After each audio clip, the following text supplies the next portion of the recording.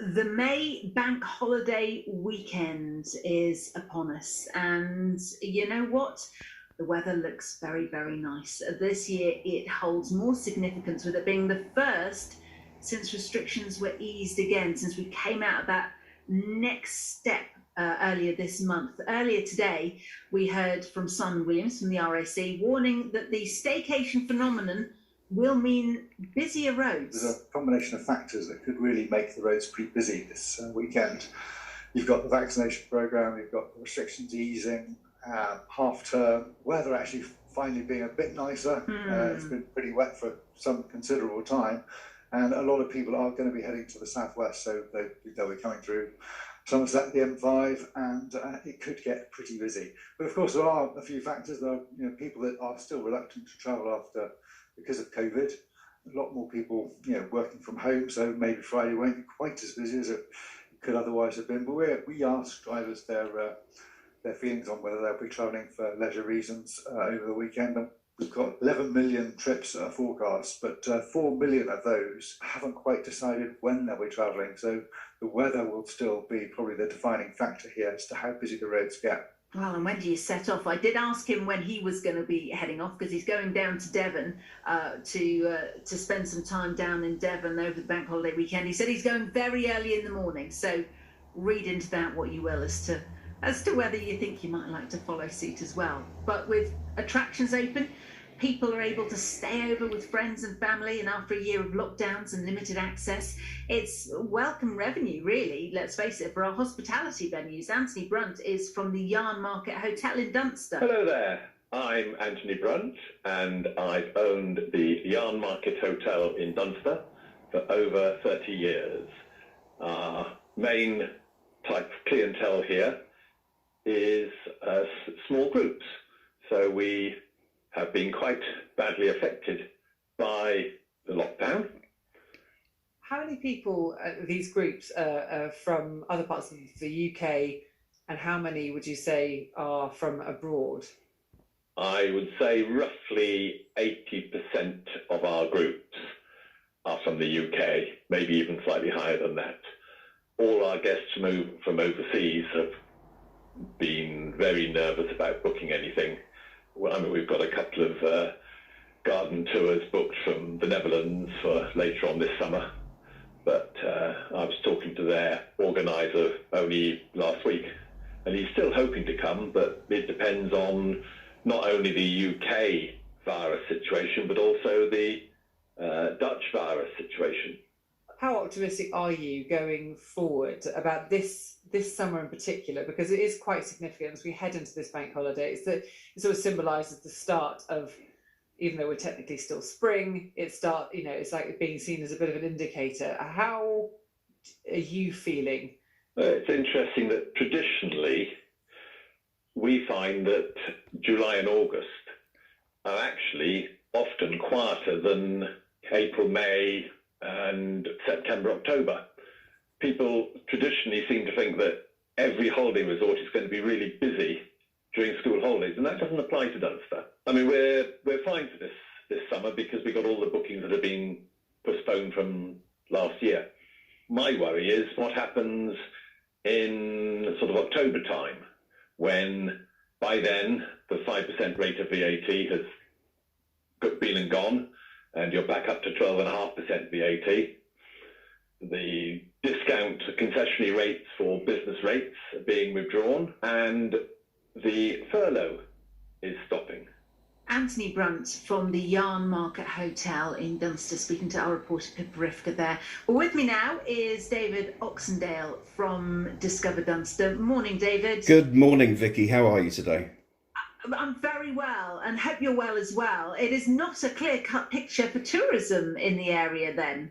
No, it's not. I mean, I think that self-catering accommodation has probably had a better time than some of the hotels and B&Bs, because obviously for a lot of our local area, the cottages, holiday accommodation was able to open earlier.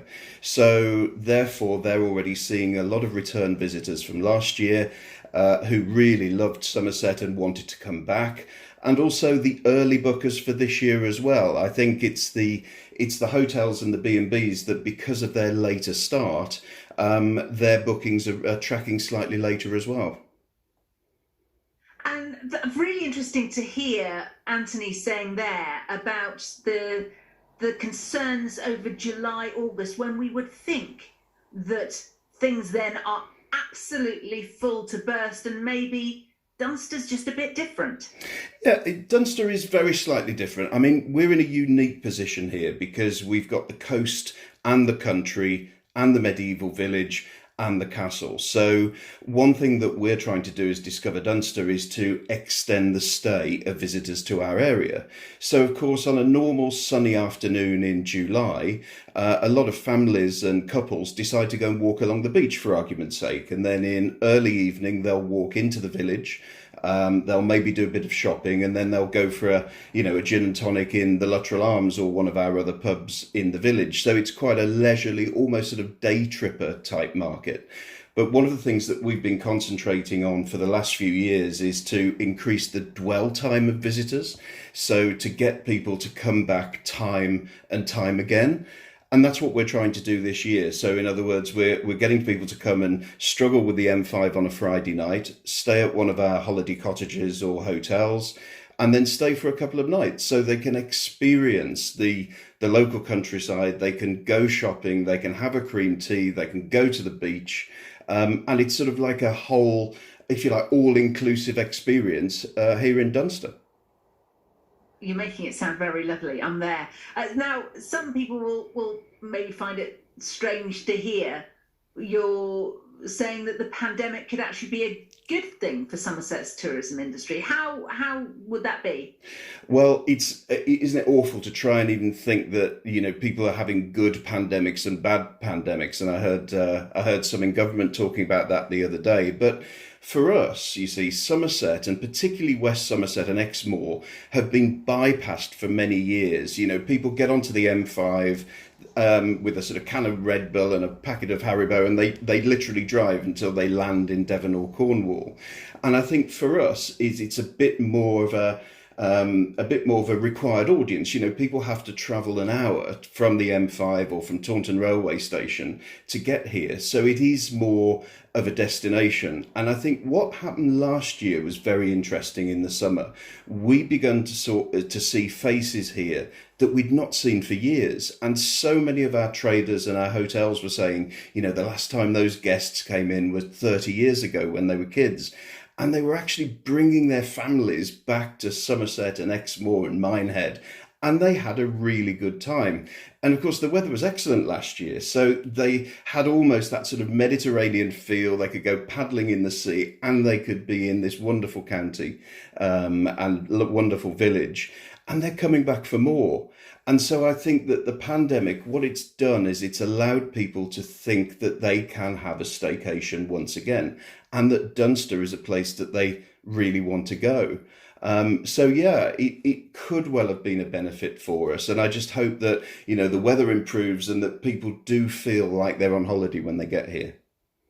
Oh, I mean, it does you're making it sound beautiful. But a place like Dunster, as you say, so far off the M5, to try and get up to West Somerset and compete against these other destinations. How do you make people do that? How are you going to get them in? Vicky, this is all about quality and sort of variation, if you like, when they get here. So, we're all about the experience when you get to Dunster and West Somerset and the rest of Exmoor as well, so you can, as I say, whether or not you want to go shopping or having your cream tea or an Exmoor ale or stay at a wonderful character cottage in Exmoor, for argument's sake, you can do all of those things. But you can also do lots of things like the Dunster Festival this weekend. Our local Tithe Barn Community Hall has got loads of events and markets and fairs happening throughout the summer.